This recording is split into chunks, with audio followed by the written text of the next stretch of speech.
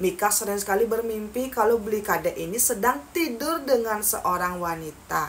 Ada nomor baru yang mengirimkan foto kalau Bli Kade sedang bertelanjang dada.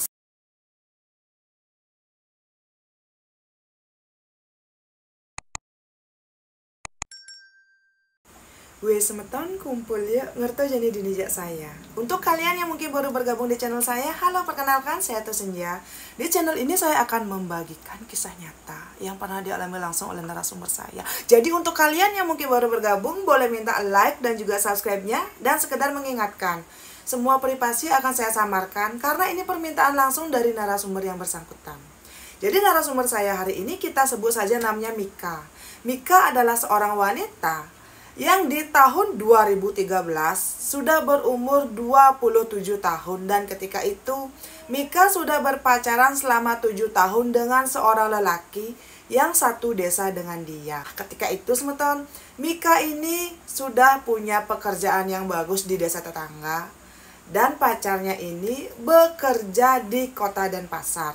Mika dengan pacarnya ini kita sebut saja namanya Bli Kade, LDR.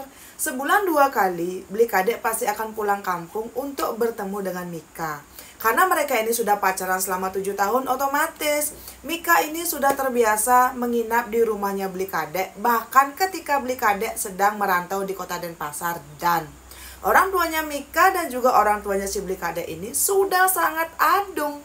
Sangat banyak sekali orang-orang yang bertanya kapan menikah, kapan menikah, kapan menikah. Dan sebenarnya ketika itu Mika sudah berkali-kali membahas ini dengan Bli Kade, tapi Bli Kade selalu bilang dia itu belum siap. Dia ingin sekali sukses dulu, punya rumah sendiri, punya mobil sendiri, baru dia akan menikah. Dan karena Mika ya kadang bucin, dia pun mengiyakan. Nah, menurut Mika sebetulnya keluarganya Mika dengan keluarganya si Bli Kade ini bisa dibilang adalah keluarga yang cukup terpandang. Orang tuanya Mika ini, ibu dan ayahnya adalah seorang pensiunan pegawai negeri. Dan calon mertuanya ini adalah saudagar plastik. Mika dengan si Bli Kade ini memang berasal dari keluarga yang sangat baik-baik saja. Mika adalah anak kedua dari 2 bersaudara. Dan Bli Kade ini adalah anak kedua dari 4 bersaudara. Kakaknya Bli Kade sudah menikah dan kedua adiknya Bli Kade ini juga sudah menikah. Nah, saat Mika ini berpacaran dengan Bli Kade, semuanya berjalan dengan lancar. Bahkan keluarga mereka berdua ini sudah saling kenal dan juga sangat setuju dengan hubungan mereka berdua. Suatu hari semeton, saat usia pacaran mereka sudah menginjak 7 tahun ya, Bli Kade bilang dia kok mulai jenuh bekerja di kota Denpasar karena hasilnya cuma segitu-segitu saja.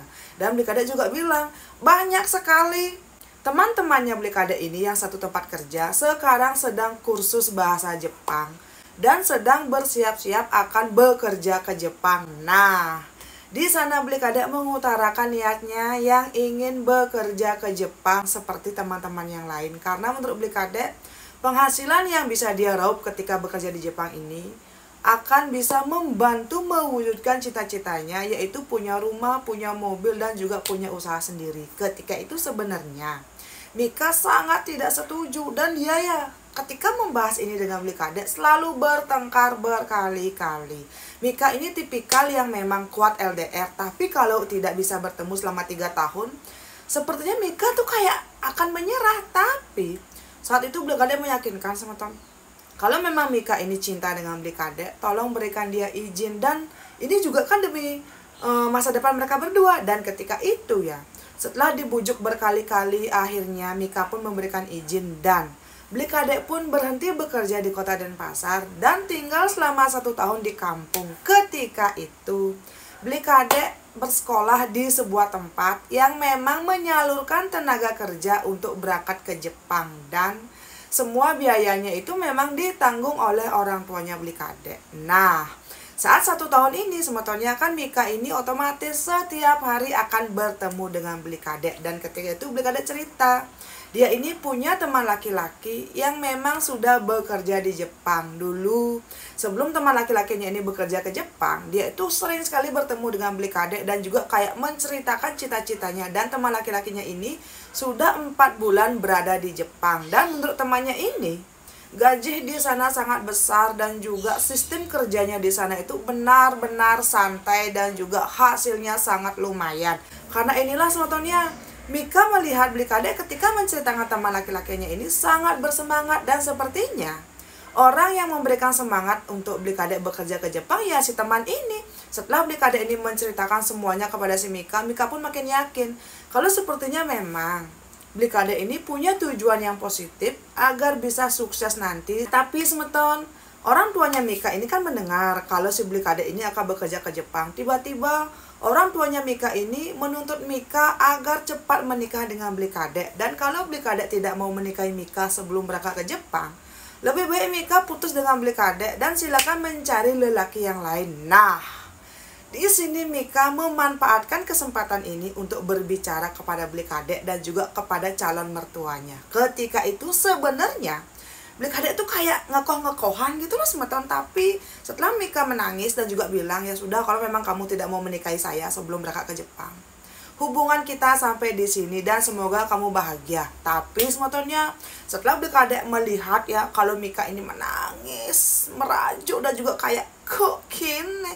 akhirnya Blikade pun minta kepada kedua orang tuanya untuk menikahkan Blikade dengan Mika. Dan ternyata sebetulnya mertuanya Mika sangat bahagia karena akhirnya Mika menikah dengan Blikade. Singkat cerita ya, 3 bulan sebelum keberangkatannya Blikade, Mika menikah dengan Blikade itu benar-benar mewah dari prewedding, resepsi, bahkan ya riasan yang dia kenakan benar-benar premium. Dan ketika itu sementara tepat 3 hari sebelum Blikade ini berangkat, sebenarnya Mika itu kayak merasa galau, kayak tidak ikhlas. Dia tuh berpikir apakah tepat karena dia ini sudah memberikan izin suaminya bekerja ke luar negeri, tapi ya sudah gitu loh. Nah saat itu sebetulnya ketika Blikade ini mulai bekerja di Jepang ya, Mika benar-benar galau.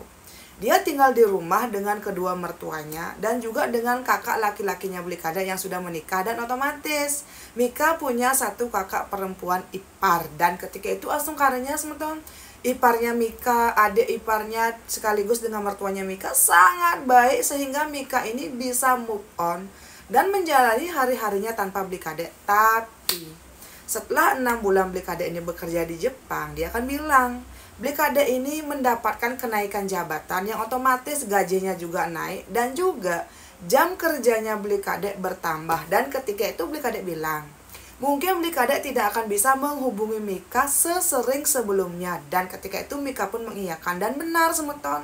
Setelah Blikade ini mendapatkan kenaikan jabatan ya, uang yang dikirimkan oleh Blikade makin banyak semeton. Dan dari uang inilah Mika bisa menabung dan akhirnya bisa membeli tanah, membuat rumah dan juga bisa membeli mobil impiannya Blikade. Setelah 6 bulan ini sebetulnya Blikade kan mulai sibuk dan juga kayak tidak bisa setiap hari menghubungi si Mika. Dan saat itu menurut Mika adalah hari-hari terberatnya si Mika. Di lain sisi dia adalah seorang wanita yang sudah menikah dan juga pastinya punya hasrat. Tapi Mika tuh kayak bingung banget gitu loh, bagaimana caranya dia menyalurkan hasratnya ini. Nah ketika itu juga mungkin karena Blikade ini jarang sekali ada waktu untuk menghubungi Mika, Mika pun melihat sepertinya kakak iparnya ini ya mulai memberikan sinyal-sinyal gatal. Dan sepertinya kakak iparnya Mika ini tertarik kepada Mika. Saat Mika sedang galau, merasa ingin disayangi, merasa ingin dicintai, tapi Blikade ini malah terlalu sibuk dengan pekerjaannya,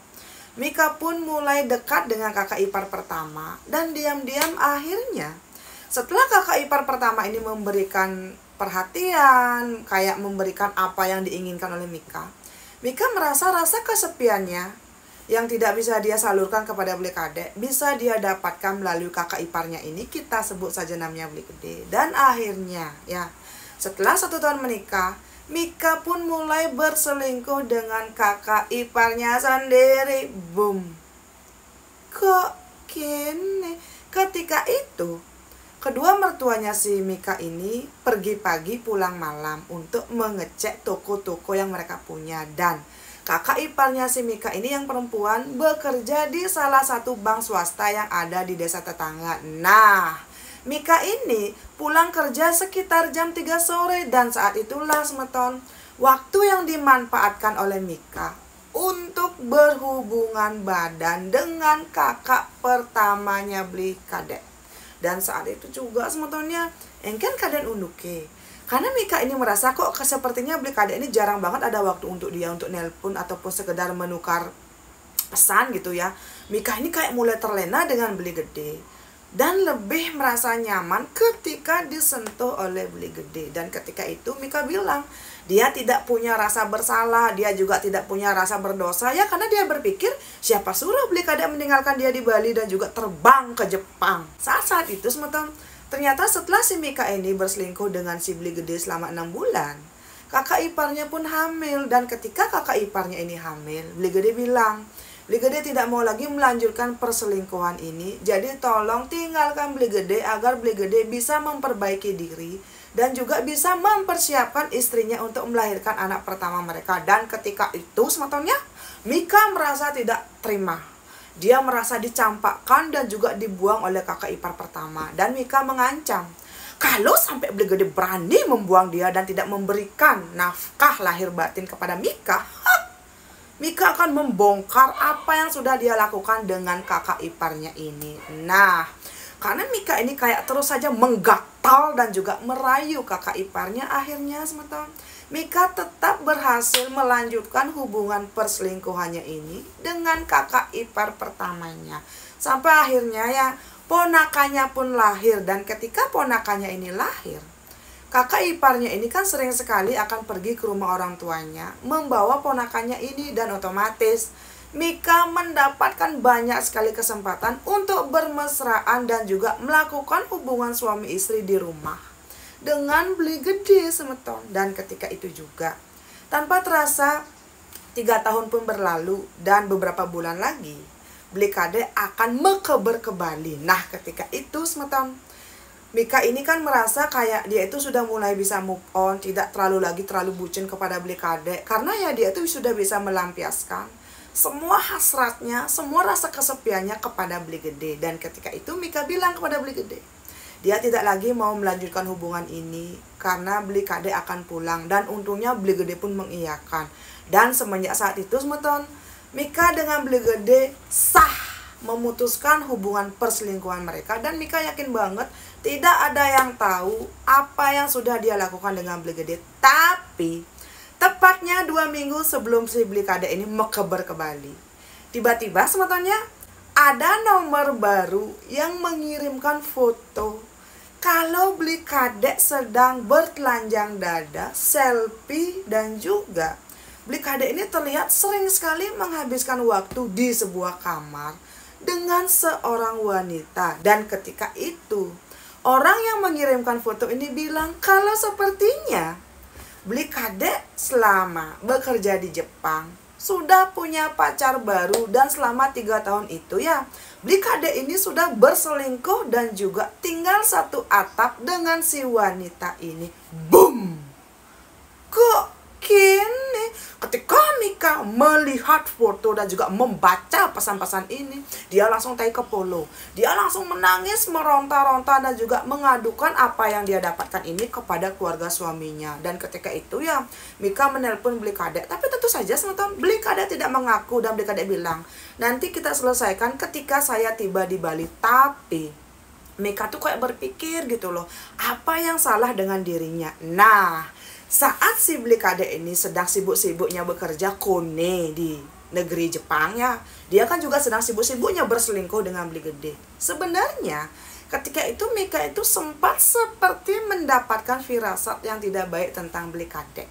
Mika sering sekali bermimpi kalau beli kade ini sedang tidur dengan seorang wanita. Dan di mimpi juga si Mika sering sekali melihat sepertinya beli kade ini sering sekali makan, jalan-jalan, dan juga menghabiskan waktu di sebuah kamar dengan seorang wanita. Tapi ketika itu, karena Mika memang sedang terlena dengan perselingkuhannya dengan beli gede, jadi dia tuh kayak mengabaikan semua firasat dan juga mimpi-mimpi ini. Dan ketika dia mendapatkan bukti tersebut, dia tuh kayak baru sadar, apa jangan-jangan semua mimpi-mimpi dan juga firasat-firasat yang memang dia abaikan itu memang pertanda dari Tuhan kalau sepertinya beli kade ini memang punya wanita lain di Jepang. Saat itu Beli Kadek kan tidak mengaku sebetulnya ketika si Mika ini menelpon. Pokoknya dia tuh cutek bilang dia itu bekerja keras di Jepang. Apa kok Mika malah cemburu buta?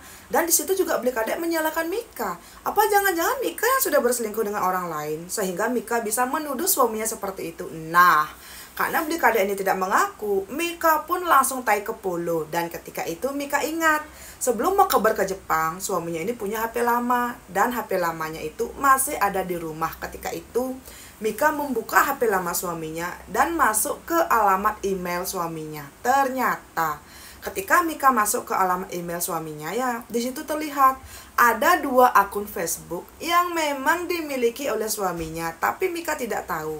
Ketika Mika masuk ke Facebook kedua suaminya, di sana terlihat banyak ada video mesra, banyak ada foto-foto mesra. Ketika Beli Kadek sedang berkeliling melalui di tempat-tempat indah dan viral yang ada di Jepang dengan seorang wanita yang Mika tidak kenal. Dan di foto-foto itu juga terlihat banyak sekali teman-temannya si Beli Kadek ini yang memang kenal dengan Mika juga berfoto di sana dengan wanita lain yang memang tidak Mika kenal. Boom!